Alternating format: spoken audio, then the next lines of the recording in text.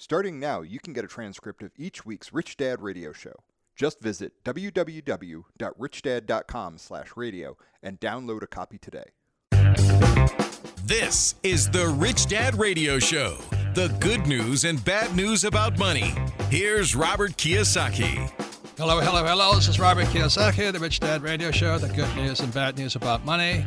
And we have a very important show today for you, as all of our shows are important. Let me say this. I am such an old guy that when I was growing up, we never locked our doors.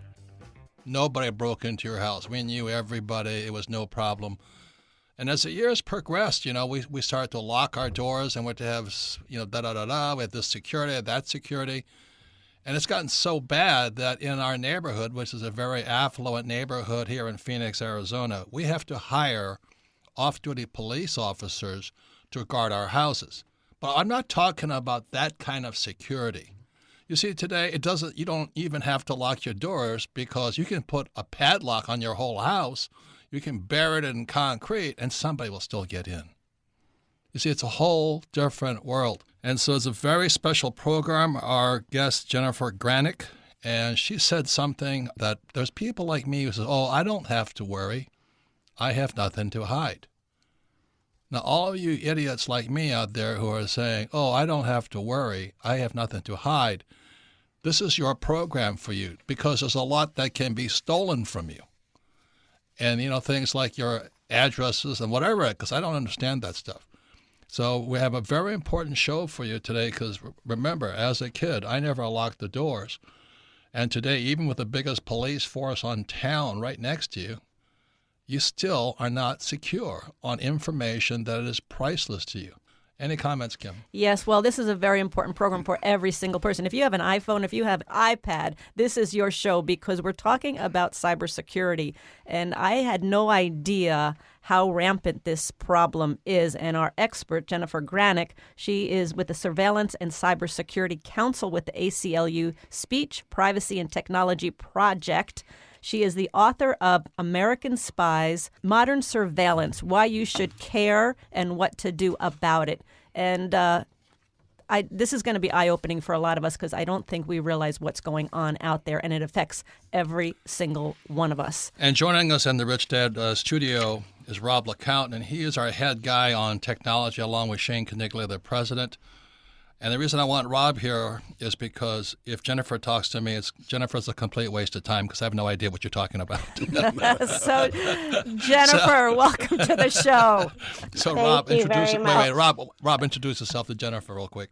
Hi, Jennifer. My name's Robb. I've been with the company for about 12 years. I was a programmer for almost 20 years. I've been in technology for a very long time, so it's great to meet you. I love this topic. We'll try to not nerd out too deeply. So Absolutely. Yeah. Let's keep it fun. Thank you. So, Jennifer, speaking to a person like me who's naively going around with my head, up my what, saying, I don't have to worry. I got nothing to hide. What do you say to me? Everybody today, no matter how technologically knowledgeable you are, uses computer technology. Whether you have a cell phone or you pay with a credit card, that generates information about you that's stored in some kind of computer database. And once that information is there, it's accessible. It's accessible potentially to criminals. We aren't very good at securing information. And it's accessible potentially to governments, our government here in the United States and other governments as well. So your information is out there, and people are interested in it for all kinds of reasons. But the point is, talking to a guy like me, I'm just one of these guys, I have nothing to hide. What I'm basically saying is I'm not a criminal, but it doesn't mean I don't have something I need to protect, like my privacy and things like this. So what am I at risk? What specifically am I at risk of losing? Right. Well, everybody has something that they want to hide from somebody. A comment about a coworker that maybe wasn't very kind, something that you don't want your mom to know. Everybody has something that they think is, that they'd rather not have people know. And that's because people are complicated. We're different people at home with our, spouses than we are out in public or at work. And it's natural and normal to want to be yourself in different circumstances. But I also think the claim that, we have nothing to hide is a very privileged one. There's a lot of people out there who are targets, and, their personal foibles, personal failings can be used against them to try to discredit them or to distract them or to make things really hard and stop people from accomplishing what they want to accomplish. So there's a lot of historical examples. Right. And so, Jennifer, what is the threat we're facing specifically? Is there a threat from our government? What is the threat that we're facing today? And it seems to be getting worse. I mean, one thing that I think a lot of people don't realize is how much surveillance governments do, our government does. And, in the olden days, when you thought about surveillance, you were like, okay, there's a suspect. They're suspected of doing some kind of crime. And so police are going to investigate that person. But increasingly, it's the mainstream people who have information being collected about us, and not for any particular reason, just because the information is out there and it's cheap and easy to get. There's no better example than a surveillance program we learned about from Edward Snowden. For years, the U.S. government was collecting phone call records. Everybody we called and everybody who called us in bulk about Americans, all American. And that's pretty unprecedented. Technology has enabled it, but it wasn't something that you could do before. But now it's something that governments, including ours, are very interested in doing. So Did you know that? Did you know that all of your phone numbers, everybody who called you and everybody who you called was in some government database? Well, yes. that's what I'm trying to say to you is I have this idea. I have nothing to hide. But what are they going to do with the stuff I'm calling? Because I've really gotten, not that I'm famous, but I've been accused of everything impossible on planet Earth. We have more criminals coming at me now than ever before. So I just kind of clam up and say nothing. Is that right, Mr. Lecount? Yeah, that's absolutely right. I mean, I think there's a lot of things that outside your privacy. I mean, most people in their phones put all their passwords. They put their credit cards. You've got Apple financial Wallet. Information. You have literally everybody's carrying their personal life around in their pocket. And how do they access that stuff? Reverse engineering. There's so many different ways people can access it. You could just go to a website, click on a button, and it can steal your passwords that you might have used previously, say for your email or account. There's just so many ways that they can just place your information. We've all heard about credit card numbers being stolen. Is that pretty common now? Is that lightweight? I mean, there's more valuable stuff than your credit card number? It happens quite frequently. I mean, you hear about data breaches all the time, and it might just be email addresses. It could be everything down to your entire purchase history on Amazon. Who knows? With the amount of data that's out there and stored about people, it tells a story about everybody, and everybody's at risk. And Jennifer, you mentioned in your book, American Spies, that a lot changed since 9/11, and they passed this thing called the USA Patriot Act. Right. And what did that do? I mean, basically, what September 11th did is it increased the appetite for information. The government was like, well, if the more information we have, the better we'll be able to do in fighting terrorism. And it increased the American public's acceptance of that argument. And so a lot of law and technology went into trying to get more information in the hands of the government. So, and, once you have that information, there's all kinds of things that people can tell about you, your religion, your job, whether you have medical issues, what those issues are, all just based even on simple information like who you call. So Jennifer, what you say, I'm getting back to how naive I am saying I have nothing to hide. But what you're saying, I'm losing my privacy. Is that what you're saying? Yes, you're losing your privacy. I think for a lot of people, privacy seems kind of abstract. And what I'm trying to say is that privacy is really about your ability to live your life freely, to be left alone and to have your business remain your own business. And privacy is valuable in certain hands of certain people. Is that what you're saying? Yes. Yeah, absolutely. Can you give us some example, like, something I'm naive about my privacy? What could be valuable to somebody out there? Yeah, well, Robb was talking about, I think in a lot of ways, criminal attacks on your information. And somebody can impersonate you, open a credit card in your name, get your information, and, trick your friends or businesses into extending you lines of credit. And that all can cause a lot of problems for people. Well, we already have that because we had somebody, I think they were from Nigeria, got a couple 100,000 out of a woman in Japan promising that I would fly from Nigeria to Tokyo, right, Rob? Yeah, Something she like that? pretended like she was you. Yeah. She communicated as if she was you. This person consumed your identity. So and what influenced her. is Rich Dad doing to prevent fake Kiyosakis from running around out there making all these promises? We do a lot of like the validated accounts. We do as much as we possibly can to validate who we are, where we are. We put measures in place so people could communicate to us and find out if who they're communicating to is real. We just spend a lot of time going over scouring the internet looking for impersonators. But you have to be actively vigilant Daily. doing that, because Jennifer, I was talking to a friend of mine yesterday, and she said, well, anytime you click on something or you accept something, you're kind of saying it's okay, you can use my information. It's like almost like it's accepted, it's norm that, yes, you can have my information and use it how you want. And that just seems wrong. Yep. Yeah, and we expect these companies to take good care of our information, and we expect if the government gets our information that it will be used for proper purposes, like criminal prosecution, and not for improper purposes. I want to give you a historical example just to give people an idea of how serious this can be when information is abused. So, a little more than 50 years ago, Dr. Martin Luther King Jr. gave his I Have a Dream speech. And that speech today is very uncontroversial. My daughters memorized it in school. But at the time, Dr. King was extremely controversial.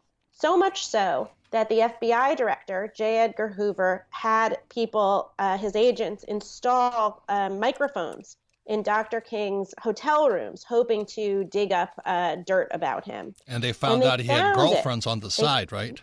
Yes, they found he had some relationships on the side of his marriage, and they wrote him, the FBI wrote him a letter threatening him, saying, give up your civil liberties work, and suggesting he should kill himself. Otherwise, they would reveal this very embarrassing information. Today we have lots of people who are activists on all kinds of issues. And, we need people to be able to participate freely and wholly in the public debate on these issues. That's what a democracy is about. And Jennifer, so for me, the reason, sorry. Go ahead. Well, I just wanted to say, everybody was thinking it was, it's crazy Hoover, it's crazy J. Edgar Hoover, but he got okayed by Robert Kennedy because he was the Attorney General. So it wasn't just one crazy guy going after King. It was the whole government was conspiring in this situation. I totally agree. Hoover was FBI director for decades, and presidents approved what he was doing, Democrats and Republicans. Yeah. So anyway, when we come back, we're going to be talking to you more about this. But if you can get more specific, what do the criminals want? Because I don't even know what they want. That's the bad thing. And what can we do to protect ourselves against it? But also, I want to ask you about Facebook, because as everybody in this company knows, I'm a Technosaurus Rex. I barely use my cell phone. And I don't understand, just because Facebook sold information to and Trump Google and Apple and all that AOL. stuff, what's the big deal? You gotta speak to the layman here. So when we come back, Jennifer, you gotta talk to me, because I'm the guy who says I don't have anything to worry about. I have nothing to hide. And you're putting into light right now that there's a lot to be concerned about. It's not hiding, it's about our privacy. You're listening to the Rich Dad Radio Show with Robert Kiyosaki. Don't be like Charlie. Charlie is that do-it-yourselfer who does himself in. Do-it-yourself is good for tile and grout. It is not good for asset protection.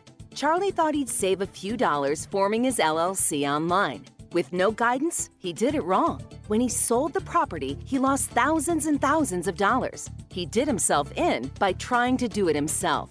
Don't burn yourself. Use Corporate Direct to set up and maintain your LLCs and corporations. Corporate Direct is owned and operated by attorney and rich dad advisor Garrett Sutton. Garrett wrote the bestsellers Loopholes of Real Estate and Start Your Own Corporation. He is Robert Kiyosaki's attorney for asset protection. He and his team will do it right. Visit them at corporatedirect.com or call 800-600-1760. Mention Rich Dad and receive $100 off your formation fee. That's corporatedirect.com. corporatedirect.com. Financial freedom begins with financial education. Now back to Robert Kiyosaki and the Rich Dad Radio Show.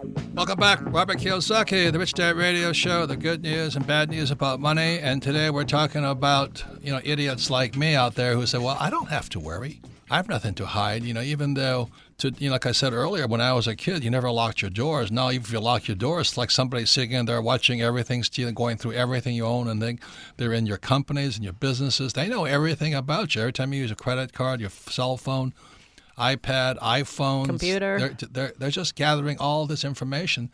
So it's not so much that I have nothing to hide, as I'm losing all my privacy, and things that are important to be private are being stolen. So, Kim, why don't you talk? Our guest today is Jennifer Granick, but why don't you tell the story about that friend of yours whose husband puts his cell phone in the microwave? We were talking about cybersecurity, and so I was mentioning this show to a friend of mine, and she said, I have a very good friend, and he worked on the iPod project and the iWatch project, so he's pretty technically savvy and knows what's going on.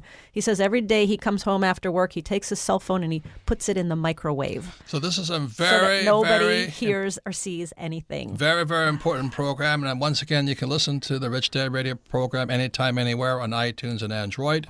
And all of our programs are archived at richdadradio.com. We archive them because repetition is how we learn best.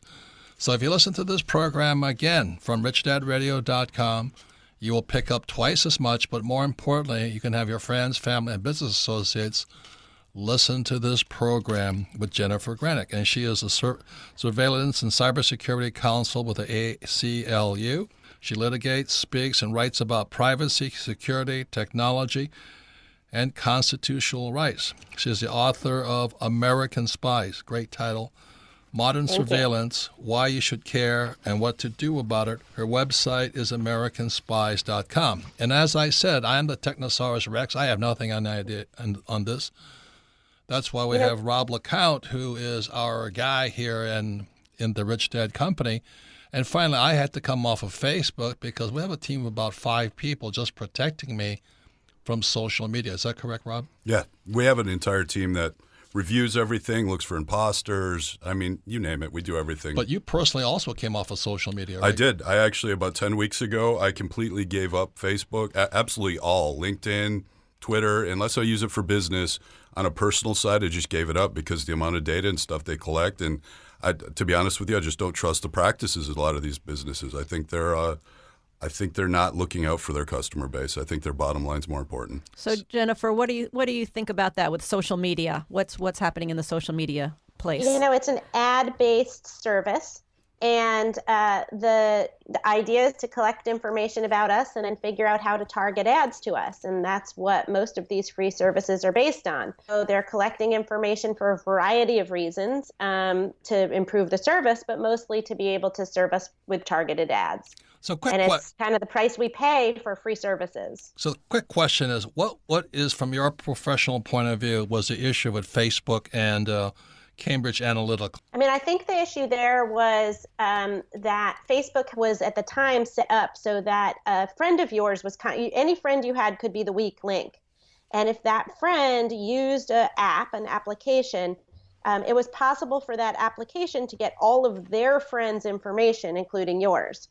So get information about me, not because I decided to waive my privacy to some third party, but because a friend of mine did. And in fact, I got one of the, notices from Facebook saying that one of my friends did use the Cambridge Analytica test or quiz. And so some of my information, unclear exactly which, got to Cambridge Analytica. So Facebook changed those rules.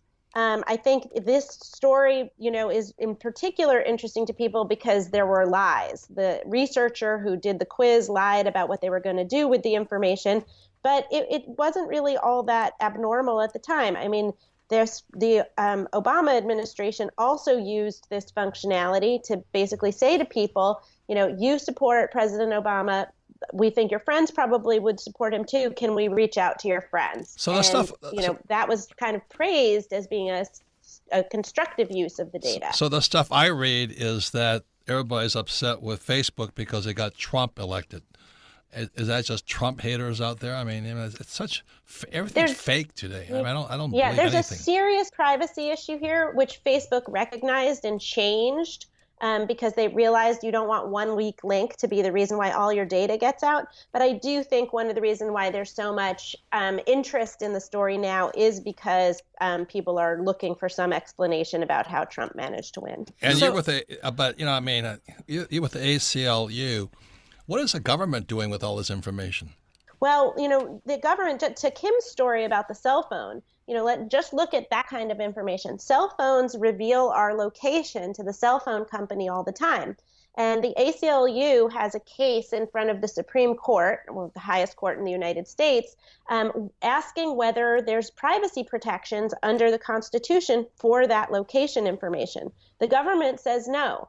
That information that your phone gives to the phone company to do billing or whatever, that they say, yeah, we can use that information, to look back and see where you were days, weeks, months into the past without having to show to any judge that we have a good reason. And the ACLU's argument in that case is no, you've got to, you can get the information, but it's got to be about a particular person who you suspect of a crime. So why? You got to have a judge say yes. So why would some criminal want that in where I was last week? I mean, what do they care? Well, as Robb pointed out, the more you know about a person, the easier it is to impersonate them and trick people into thinking that it's you, to impersonate you, to open credit lines in your name, whatever it might be. So Jennifer, you got Facebook, you got social media, you've got the Twitter. FBI, you got NSA, National Security Association. What do we do to protect ourselves? Can we protect our privacy? I'm optimistic, Kim. I'm an optimistic person. And I think, number one, technology put us in this situation, and technology can help us. So use technology that protects your data. And that, to a large extent, means encryption.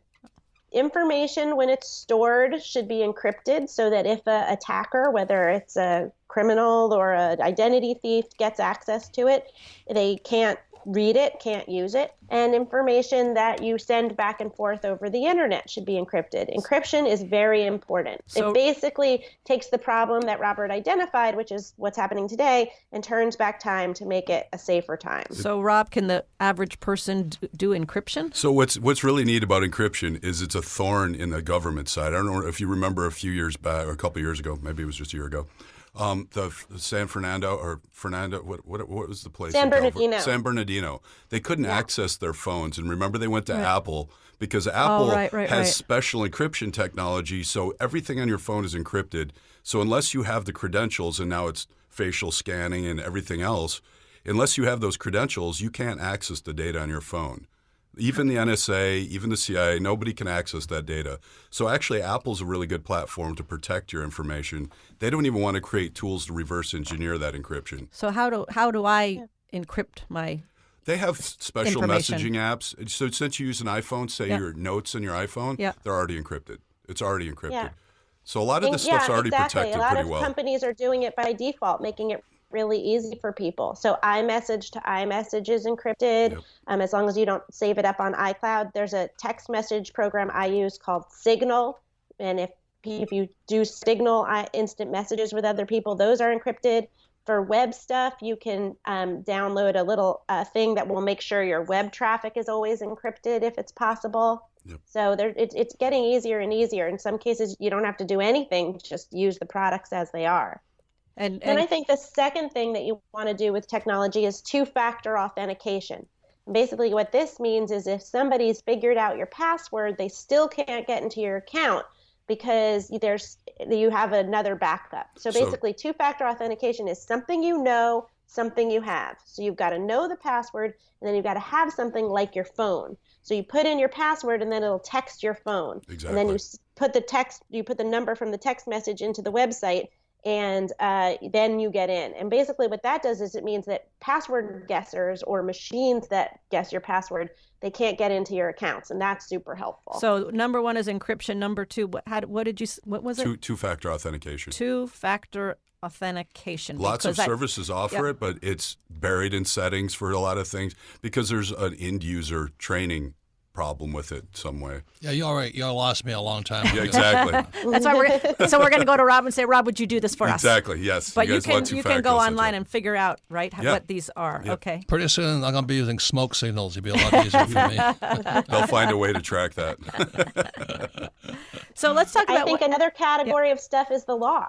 I mean, the law is here to protect us. And I think people can go to your legislator and say, we want to make sure that our data isn't used indiscriminately. We want to make sure that if somebody comes and is going to read our email or is going to track our location or is going to investigate, where we go and who we know and what doctors we talk to, that it's for a good reason and not for no reason. And that means putting protections on the data in law. And not enough people ask their legislators to take those steps. I think we need stronger consequences for those that abuse it as well. But don't those guys just run and hide really quickly? I mean, every time I talk to you guys in the Never Never Land in the IT department, it's like that whack-a-mole. You hit one on the head, another one pops up, and I just don't see the solution in being optimistic on that thing. I mean, the problem with it is these people it could be in Bosnia, Nigeria. I mean, it could be anywhere in the world. Right. I mean, really, there's no legal recourse. I mean, it's about just hardening up your infrastructure and protecting yourself. You can't do a lot of stuff against these people, unfortunately. Yeah, I'll say it again, is that, Rob and the team there, they had to take me off of Facebook and Twitter because I was just a target stuff coming in. Yep. And it's almost like we're playing defense more than we're playing offense in this whole thing. We are constantly on defense. And Jennifer, what do you think about getting off of social media? I mean, what about, for example, you got your young people, the young audience, the millennials and all of that. They grew up with all of this. I mean, very different from your 50, 60-year-olds. They're kind of addicted to it. I got into this field because I love technology. I'm on Facebook, I'm on Twitter, Instagram, and I love it, and I think people should be able to use it and enjoy it. It's great to be able to connect with friends across the country or around the world, to be able to see what people in other countries are experiencing. But I do think that that those companies need to, take steps to make sure to protect our data. And it's hard. Like you guys said, defense is hard, but it's an ongoing process. So Jennifer, I'll ask you a quick question here. Your book, American Spies, is it written for the average guy like me? Yeah, I think so. I think it's written for, just people who are interested and who care. And I try to make it make something complicated, which is the technology and the law, something that everybody will find accessible. So anybody who is doing any communication really should get American Spies. I think so. I mean, I've read parts of it, and it's Jennifer, you've written it very, very well, and it's very much for the non-tech person, and it really is quite eye-opening. We didn't really touch so much on how eye-opening it is, what is really going on with all the spying on Americans, on people throughout the world. It's a major problem, and anything I think we can do to lessen it, we need to take those steps. Thank you, Kim. I really appreciate it. You've disturbed me immensely, Jennifer. But I'm glad. Mission accomplished. I'm glad Robb Lecount is here because I know I'm in good hands. If I was trying to protect myself, there'd be nothing done. And at least these guys are. I mean, Jennifer, what you're talking about, they talk to me on a regular basis about how it's whack-a-mole. You do something, they do something else. You do something, they do something else. They get smarter. They get smarter and smarter. And so, again, without people like you and Rob and letting people like me understand this stuff, I really appreciate what you're doing. So once again, thank you for your time, Jennifer. Thank you, Jennifer. And when it's been a great conversation. Thank you. When we come back, we're going to ask for Robert. You're listening to the Rich Dad Radio Show with Robert Kiyosaki. Don't be like Charlie. Charlie is that do-it-yourselfer who does himself in. Do-it-yourself is good for tile and grout. It is not good for asset protection. Charlie thought he'd save a few dollars forming his LLC online. With no guidance, he did it wrong. When he sold the property, he lost thousands and thousands of dollars. He did himself in by trying to do it himself.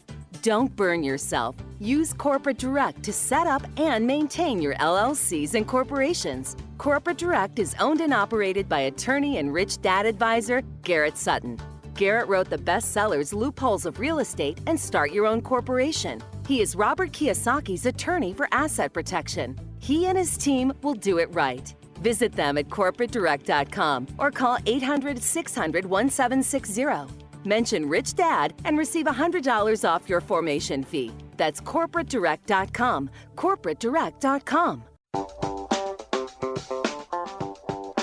It pays to listen. Now back to Robert Kiyosaki and the Rich Dad Radio Show. Welcome back, Robert Kiyosaki, the Rich Dad Radio Show, the good news and bad news about money. I'm coming out with another book soon. It's called Fake.